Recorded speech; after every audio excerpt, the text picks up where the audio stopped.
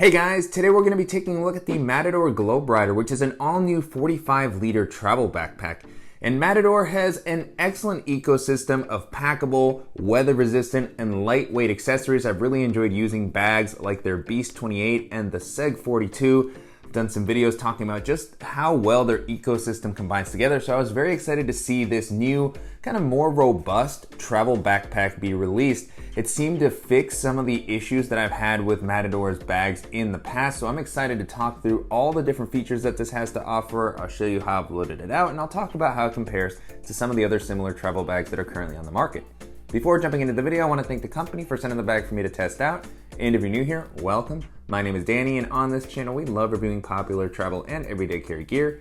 If you like these types of videos and you'd be interested in seeing more, please consider subscribing as it helps the channel out a lot. So with all that being said, let's go ahead and jump in.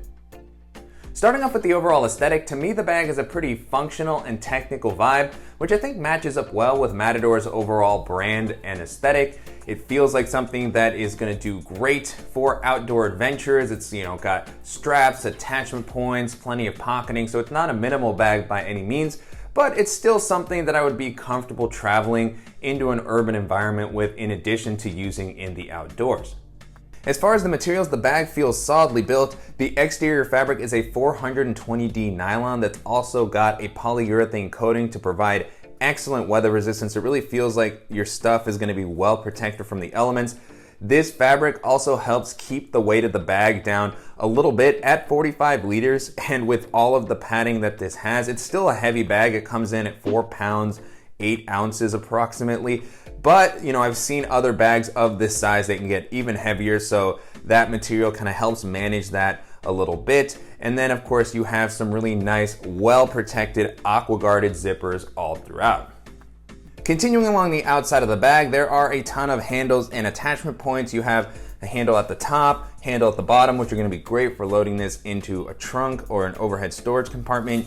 You have a handle on the side that's going to allow you to carry this briefcase style if you're going through the airport, security line or something like that. You also have 2 handles on the front, which can also work to attach additional accessories. Currently what I have here is my hero clip, and you also have a few kind of areas of webbing that are going to be great for clipping on additional things with a carabiner, like a hand sanitizer or a light.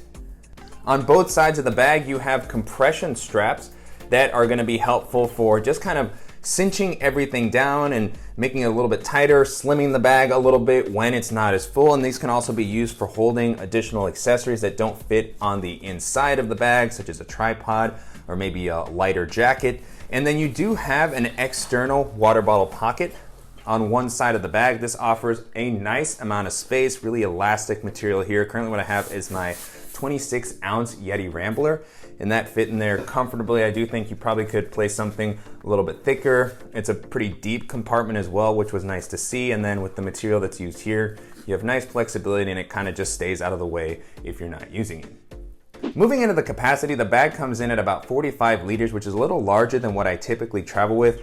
I try to stay in the 35 to 40 liter range for carry-on bags, as I found that that's pretty safe as far as not having to get checked. This does give you some nice extra capacity if you're traveling a little bit longer, or if you're newer to minimal travel, or if you just need some more flexibility with your travel backpack. You get a ton of space out of this, and because the structure of it isn't super rigid, it stays a pretty manageable size even when it's packed out. It is a larger bag, it's pretty tall, but it never feels like it's sticking out awkwardly. It feels like it's gonna work well for jumping onto public transit, walking around the city. It does feel like you could carry this on to a lot of the larger airlines that are maybe less strict with their carry-on restrictions. This should still fit into an overhead storage compartment. In some of the smaller storage compartments, I could see this having to go in horizontally as opposed to vertically, which can take up more space. But when you're traveling abroad to airlines that are a little bit stricter, your mileage may vary.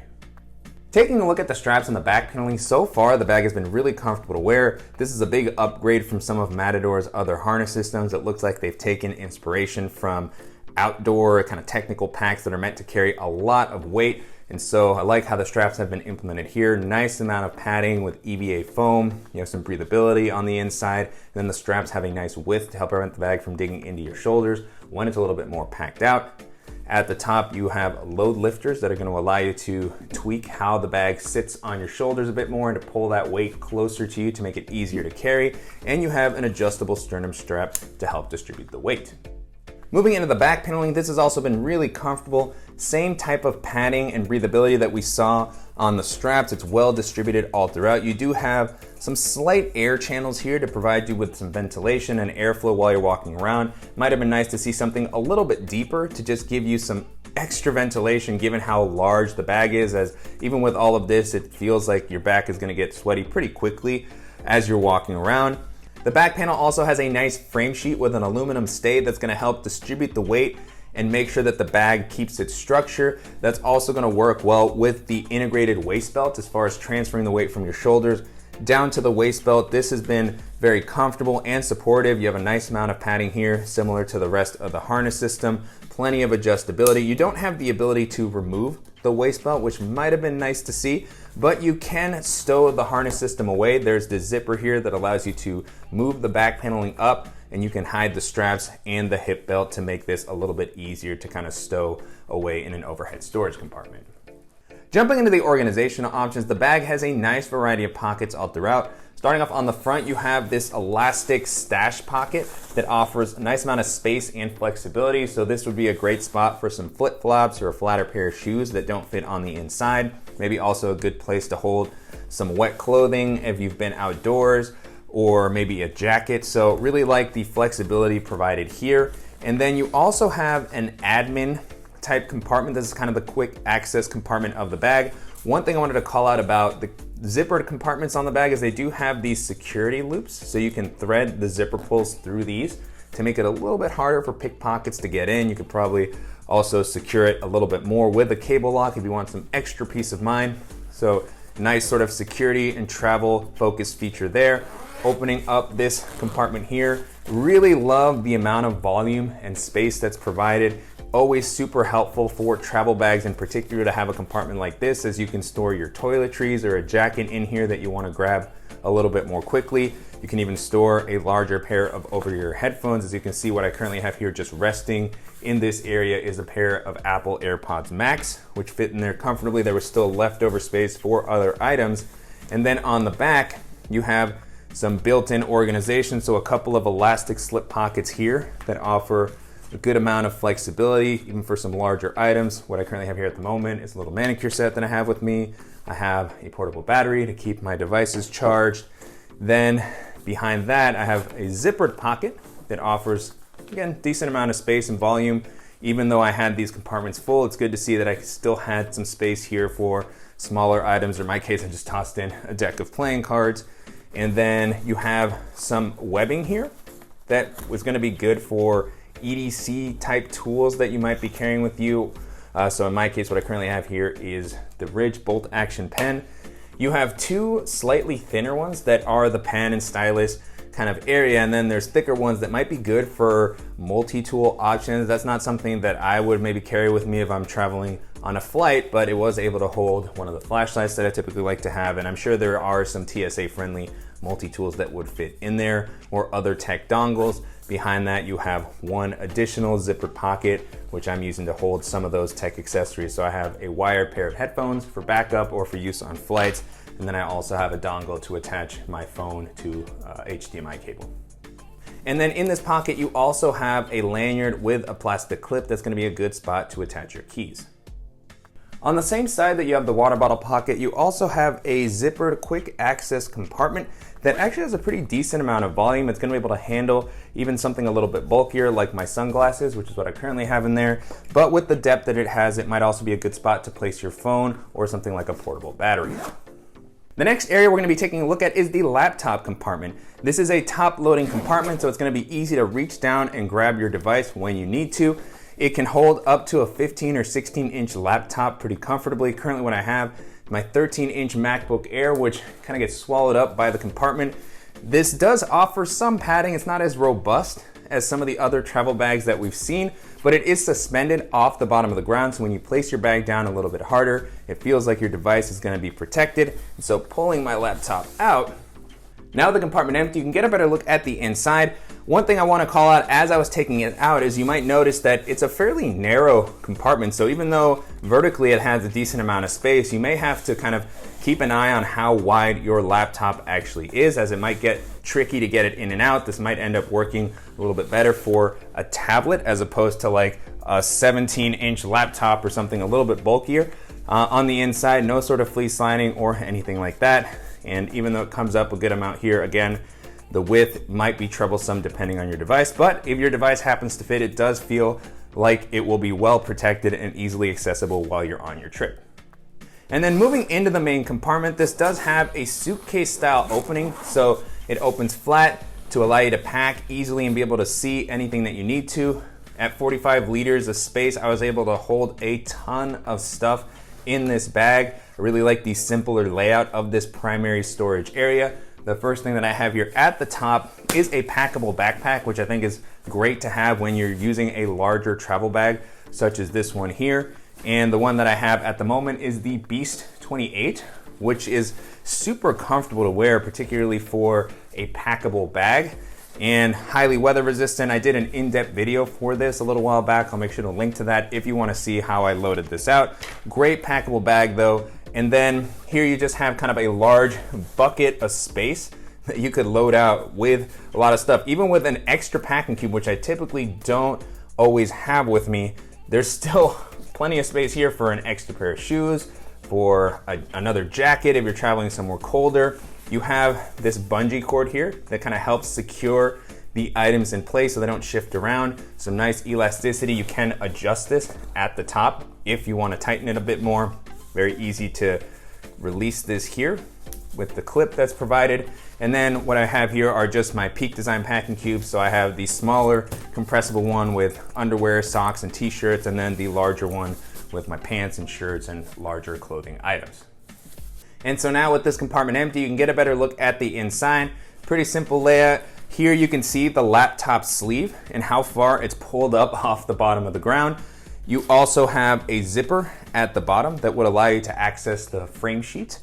And then you have some pockets on the side which can help for, organizing maybe some socks and underwear. They have some elasticity so it'll mold around anything that you place in here. It could also be a good spot for toiletries, medicines, or just anything that's more sensitive that you don't need to access as regularly in the bag. I typically don't use these compartments as most of my stuff will be in packing cubes and pouches. And then on the lid of this compartment, you have two additional zippered areas. At the top, you have a smaller zippered compartment that offers a decent amount of space and volume for items that you don't need to access as regularly. So chargers, cables, toiletries. At the moment, the only thing that I currently have here are Field Notes notebook and the Air card holder, but enough space for larger items for sure.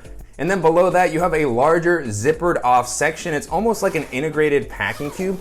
That's kind of how I've been treating it. And I used it to hold some of the other travel items that I typically have with me. So here's where I have my DOP kit, and I also have a pair of shoes. In this case, I have Nike Free Runs. Since I have a little bit more space, this is taking the place of the Toms that I typically pack with me, although I could have probably packed both. And then the last thing that I have in here is a packable rain jacket, but really love the amount of volume that's offered in this segment. I could have definitely just packed in additional clothing here, sweaters, jackets.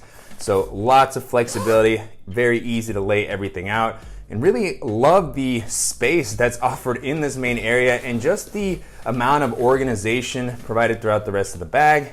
Very easy to organize, carry more than I would typically need to, and maybe use this for a longer trip. And if you're looking for a reliable, durable, and comfortable travel backpack, this is going to be a solid option to consider. And so to wrap up, it's been a great experience testing out the Matador Globerider over the past couple of weeks. You can currently purchase this on the company site for about $350, so definitely a bit of an investment. You are getting a really well-built bag with a nice feature set and a larger capacity, but there's going to be some other great bags in this price range that may be worth considering. And so as I was testing this out, the first bag this made me think of is the Matador Seg 42, which has been one of my favorite larger capacity travel bags that I've used recently. The organizational layout on that is very unique and flexible. It's got these segmented compartments that work kind of like integrated packing cubes. It also has a really large kind of clamshell style opening that will allow you to hold bulkier items like boots. So it's one of the bags that I really go to when I have to carry a ton of stuff, especially if I'm doing more of a road trip type sort of travel, so I can toss it into a trunk. It doesn't have a ton of structure. That's one of the issues I have with the bag, as it doesn't have the sort of frame sheet and harness that this does here. The laptop compartment on it is also not the most padded, but it's just a really well-built bag. It offers a ton of weather resistance. It's got a flexible structure that allows me to really pack it out. And if you're looking for something with Matador's weather resistance and aesthetic, and you don't need something quite as robust as the Globerider, then that's gonna be a great option to consider. The next bag this made me think of is the Tortuga 40-liter travel bag, which was released recently. That is another bag in a more premium price range that has very rugged materials, a ton of weather resistance. It has one of the most comfortable harness systems, very comparable to this. I actually think it's a little bit more comfortable, especially as far as the breathability. You can adjust the harness. It also comes in at about 40 liters, so not quite as spacious as this, but it can hold a ton. It has some nice organizational options, good protection for your laptop and other accessories, and just a really solid, minimally styled bag. It's definitely sleeker. It doesn't look quite as technical. It doesn't have a lot of the pockets and attachment points. So if you're looking for a bag with a very modern look that's gonna be comfortable and offer a ton of space, and that's gonna be a fantastic option to consider. Another bag this made me think of is the Osprey Farpoint 40, which has been one of the most popular travel bags on the market for many years. I see that everywhere when I'm traveling, and with good reason. It's a really solid bag, well built. It's got a comfortable harness system with an integrated waist belt. It is carry-on compliant. It was recently updated, so there have been some improvements made to the bag. I haven't had a chance to test out the newer version, but it seems to retain a lot of what made the original so good and popular over the years. Very solid build quality, as Osprey's bags tend to have, and it's gonna come in at a lower price point. So if you're looking for something reliable that's gonna work well for one bag travel, offer a ton of comfort, and come in at a slightly lower price range, then that's gonna be a great option to take a look at. And then the last option that I'll mention here, especially given the price point of this bag, is the GoRuck GR2, which has been one of my favorite travel bags for many years now. There's been a lot of different iterations of the GR2. There is a 34 liter and a 40 liter. You can get it in more of a tactical style vibe with Molly webbing, or you can get the Heritage editions now that have a wax canvas. And of course, there is the Huckberry Slick edition that I featured a little while back on the channel. That's 40 liters. It's not gonna be able to hold quite as much as this bag here, but it's still a really spacious bag. That's typically the size that I would be most comfortable on as far as a larger carry-on option across a number of domestic and international airlines. It's got the dual clamshell style layout, which I'm definitely a fan of. Suspended laptop compartment. I don't think that's gonna be quite as comfortable as this bag here. I really do think they did a great job on the harness with the Globerider, and the additional support from the integrated waist belt may really appeal to some people. The bag is also gonna use some lighter materials versus the 1000D on GoRuck's bag. It's not gonna be quite as weather resistant as this, but it is just a rock solid bag, super rugged, got a minimal appearance that just blends in well into any environment that you take it into. Again, doesn't really stand out in a technical fashion the way that this bag does. So if you're looking for something like that, that's more subdued, that's very reliable, and that's gonna offer some nice organizational options, and that's gonna be one of the best options to check out. With that being said, the Matador Globerider holds up really well against all those options, and if you're looking for a bag that's gonna give you a little bit more space while providing a lot of weather resistance, organizational options, and a really comfortable harness system, this is gonna be a fantastic option to consider. And I'm definitely curious to hear what you all think of the Matador Globerider and how it compares to some of the other popular travel bags that are currently on the market. And if there's any similar options that you think I should check out, as always, please let me know in the comments.